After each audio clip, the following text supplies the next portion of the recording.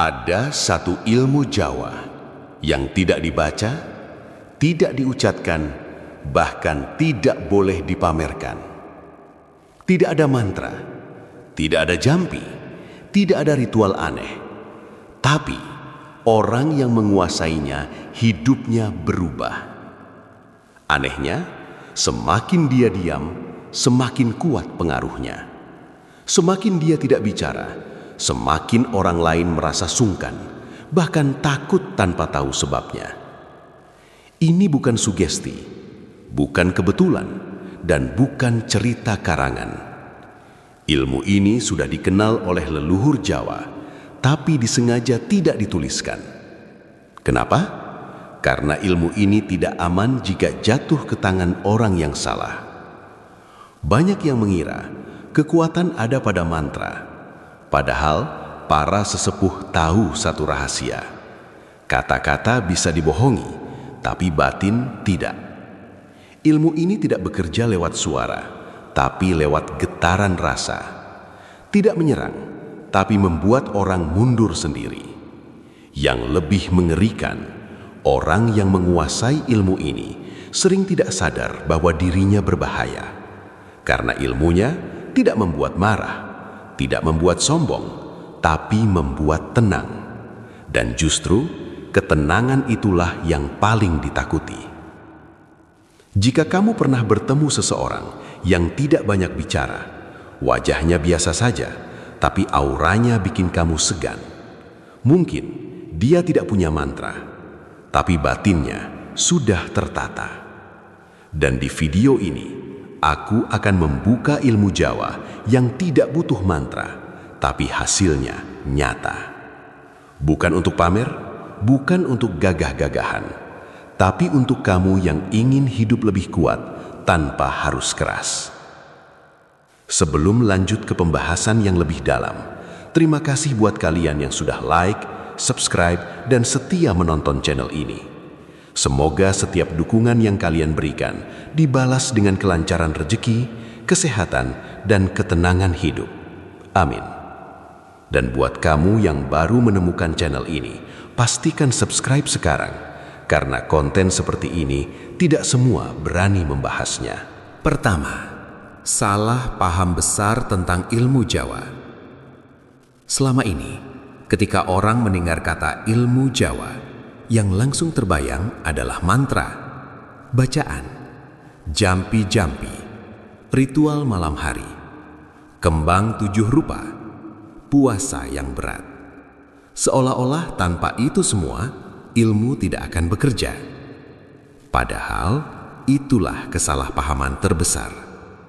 Leluhur Jawa tidak pernah menaruh inti kekuatan pada suara, karena suara bisa dipalsukan.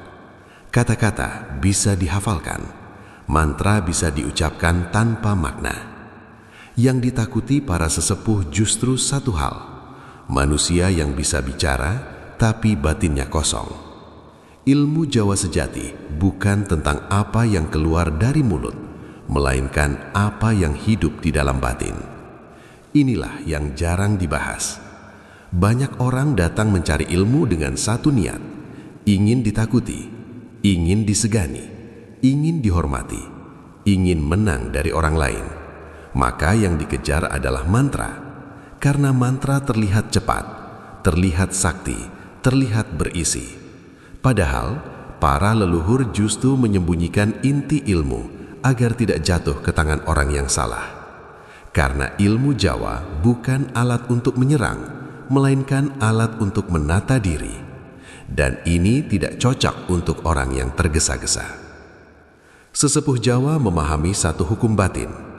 Sing rame kui ora mesti kuat, sing meneng kui durung mesti kosong. Yang ramai belum tentu kuat, yang diam belum tentu lemah. Justru yang paling berbahaya adalah orang yang batinnya tertata, tapi tidak bicara apa-apa. Karena ilmunya tidak terlihat, tapi dirasakan oleh keadaan. Ilmu Jawa sejati tidak mengajarkan bagaimana menjatuhkan orang lain, melainkan bagaimana tidak mudah dijatuhkan oleh hidup. Tidak mengajarkan cara membuat orang takut, tapi membuat hidup tidak berani semena-mena. Dan disinilah banyak orang mundur, karena untuk mempelajari ilmu ini tidak cukup hafal, tidak cukup nekat, tidak cukup berani. Yang dibutuhkan adalah jujur pada diri sendiri. Maka jangan heran kalau kamu bertemu orang yang tampak biasa saja, tidak membawa apa-apa, tidak bicara soal ilmu, tidak pamer kesaktian, tapi hidupnya terasa kokoh, langkahnya tenang, ucapannya seperlunya, dan orang lain sungkan tanpa tahu alasannya. Dia tidak pakai mantra, tidak pakai jimat. Yang dia miliki hanyalah satu hal yang sudah lama dilupakan manusia modern, batin yang tertata. Dan dari sinilah ilmu Jawa yang sebenarnya baru bisa dipahami. Kedua, ilmu tanpa mantra, tapi bekerja nyata. Pada titik ini, banyak orang mulai bertanya, jika tidak ada mantra, lalu apa yang bekerja? Karena sejak lama kita diajari satu pola, kalau ingin hasil harus ada bacaan, kalau ingin kekuatan harus ada kata-kata sakral. Seolah-olah tanpa suara tidak ada daya. Padahal leluhur Jawa melihat sesuatu yang jauh lebih dalam. Mereka paham, suara hanya alat. Yang menentukan hasil bukan bunyinya, melainkan siapa yang membunyikannya. Dan disitulah letak rahasia yang jarang dibicarakan. Ilmu Jawa yang tidak memakai mantra bekerja bukan lewat mulut, tetapi lewat posisi batin. Batin yang tidak goyah ketika dipuji, batin yang tidak meledak ketika dihina, batin yang tidak runtuh ketika hidup menekan. Orang dengan batin seperti ini tidak perlu mengucapkan apa-apa, karena kehadirannya saja sudah berbicara. Ini bukan mistis, ini hukum batiniah. Leluhur menyebutnya dengan istilah yang sederhana, tapi berat maknanya. Nata batin. Artinya, bukan menekan emosi, bukan mematikan rasa, melainkan menempatkan diri dengan sadar. Sadar kapan harus maju, sadar kapan harus diam, sadar kapan harus mengalah, dan kapan tidak boleh runtuh. Disinilah ilmu ini mulai bekerja. Ilmu tanpa mantra ini tidak langsung terasa di awal. Tidak ada sensasi panas, tidak ada getaran aneh, tidak ada tanda-tanda dramatis. Justru sebaliknya, ia bekerja perlahan dan konsisten. Hidup mulai terasa lebih tertib. Masalah datang tapi tidak membuat panik. Orang berbuat macam-macam, tapi batin tetap berdiri. Dan anehnya, semakin batin tertata, semakin keadaan seperti ikut menyesuaikan.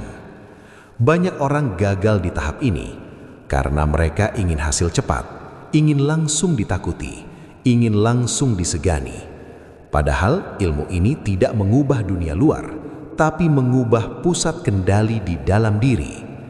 Dan saat pusat itu kuat, dunia luar tidak lagi mudah mengacak-acak. Inilah kenapa ilmu ini tidak dipamerkan, karena tidak ada yang bisa ditunjukkan. Tidak ada mantra untuk dibacakan, tidak ada ritual untuk direkam. Yang ada hanyalah perubahan sikap hidup. Lebih tenang, lebih waspada, lebih sadar. Dan justru disitulah kekuatannya. Ilmu Jawa tanpa mantra tidak membuat seseorang terlihat sakti, tapi membuat hidup tidak berani bermain-mainkan orang itu. Ia tidak mengancam, tidak melawan keras, tidak menunjukkan kuasa.